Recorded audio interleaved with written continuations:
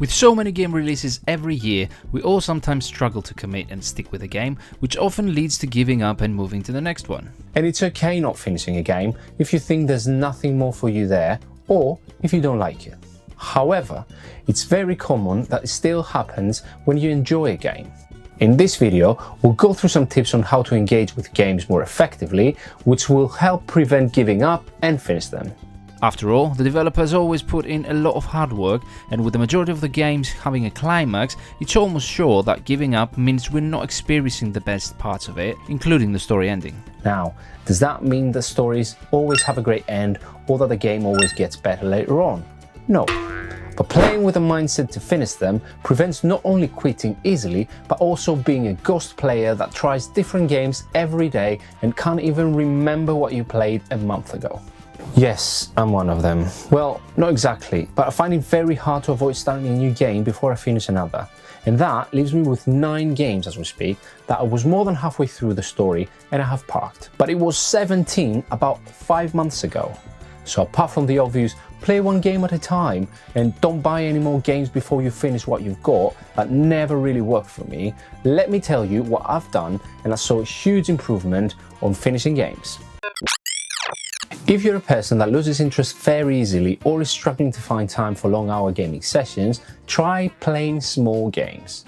There are some amazing games that you can finish even in one go, as they only last less than 3 or 4 hours. The quality of a game has nothing to do with the length nor the content. In fact, usually short games have much more meaningful content and mechanics, which gives you a unique experience with the story still being rich and powerful. Try howlongtobit.com, where you can find all the details for the games you want to play and choose the shorter ones. For me, anything up to 10 hours is manageable, but it's up to you to define what a short game means and go for it. As I never used to check the exact length of games I buy, I had no clue how to use that to my benefit. But when I first checked this website, I realized that some of the games I had on my list to play were actually very short. On top of that, I discovered that on some games I played for a few hours but gave up, I was only 1 or 2 hours away from finishing them. You can even create a profile on this website and track your progress on your games. Believe me, that is a game changer. If you are from Software Fan, please try to understand us or skip this part. One of the main reasons we sometimes give up on games is because we've reached a level, a dungeon, a chapter, a boss fight that is too damn hard. So how do you overcome that? Try the easy mode. I know. Some of you will say easy mode is not the best way to experience the game. And I hear you. When a game gives me the option, I always start with the normal or recommended mode. However, if you are like me with minimal patience, where trying something for 100 times in a game instead of satisfaction brings pain, then believe me, switching to easy mode, if possible, helps a lot to make progress and finish it. Ideally, you wouldn't want to switch modes so often, as it might indeed become very annoying, but hey, if you find yourself doing it, why don't you just leave it on easy mode and beat it? Did you know that easy mode on most games is not that different to normal, and when you look back after a while, you will only remember that this was a great game and not the mode you played? The tricky part comes when the game doesn't give you the option to change that mode halfway through. So what can you do? Answer is coming on the next tip. So you have enjoyed the game you play so far, but you're stuck for hours, sometimes days, and you don't know what to do.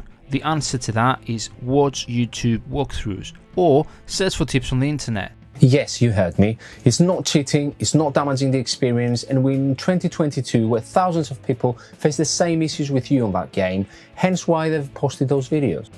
I'm not saying you should jump straight away to walkthroughs. Of course you will try a few times on your own first. And yes, if you spend endless hours, eventually you will go through it.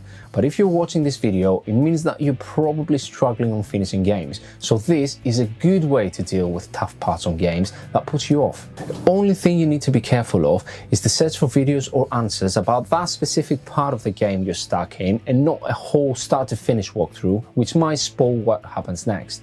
I can't remember how many times I felt so good using walkthroughs just because what I was missing either wasn't obvious at all, or based on the way I was playing the game, I wouldn't have thought doing it by myself. So most times it's a relief and not an embarrassment after using walkthroughs and tips. Specific genres require a different approach from gamers, and as you can imagine, the top of the list of games people never finish is full of big open world games. Why? because there are too many distractions. So you need to avoid as many side quests and side story activities as you can. Sure, one of the reasons gamers like open world games is that they are indeed looking to experience big, organic, full of content worlds, and so am I. But apart from a few of those games, most are intentionally making their worlds feel big and busy by adding things that hold you back from progressing. Helping a stranger that is in trouble, watching some random animals fighting in a forest, or making a city look vivid and alive are often important things in an open world that no doubt every gamer should experience. However, having 300 NPCs with side quests scattered in the world, rewarding the players for collecting thousands of items or giving the option to buy better weapons when fulfilling random tasks guarantees that if you're not a hardcore fan of the genre, after 140 hours of playing without even being close to finish the story, you will give up. Isn't it great that we live in times where game publishers and studios announce the release dates of their next titles months or years in advance? Why don't you use that next time you're ready to jump on a new game? You still don't get it? When you're ready to start a new game, look for upcoming releases first. When you realize that a game you're looking forward to playing is coming out in 2 weeks' time, you will probably choose to start a new game that will only keep you occupied until that day, which means you will avoid one that requires months to finish. Since I started doing that, I have chosen a lot more carefully what to play next, especially when specific months look busy on game releases. I even ended up having a list of games I own that are perfect to fill up my time while I wait for a new release. You can easily find online all the upcoming game releases by month and date. So have a look, be terrified by the fact so many games are just around the corner, and you will choose a lot wiser what to play next based on the time that you got left. Remember, when we pick a game, our brain always assumes we'll try to finish it, so instinctively you will avoid games with low chances to finish on time. Last, it's finally time to address one of the biggest issues about games, and that's no other than spending too many hours with a game we enjoy without any breaks. And I don't mean the necessary breaks from the screen or lunch breaks. It's a very common thing to get overwhelmed with a game that you like so much, and most times you feel you had enough just because you played for 35 hours in 3 days. One great way to avoid burnout is having some gaming breaks. Pick a game that doesn't require much commitment or doesn't have a long story to follow and play it for a bit just before, after, or in the middle of the one you're spending the most hours with. It doesn't even have to be on the same device. Use your smartphone or any other devices you might have that can play games, as that will make it even more effective. Add those breaks to your routine and you will feel a lot fresher when you go back to your main game.